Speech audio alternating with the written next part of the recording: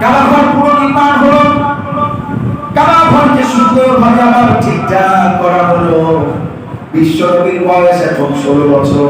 কত বছর?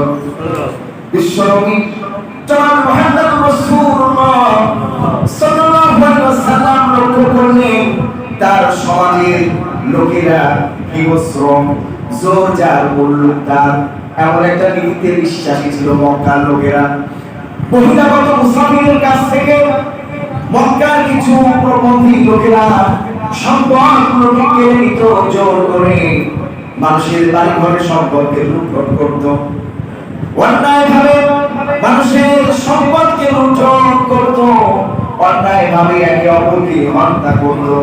রাসূলুল্লাহ তখন কিশোর, মাত্র 16 বছর বয়স। রাসূলুল্লাহ চিন্তা করলেন অন্যায়কে মুখ বুজে এভাবে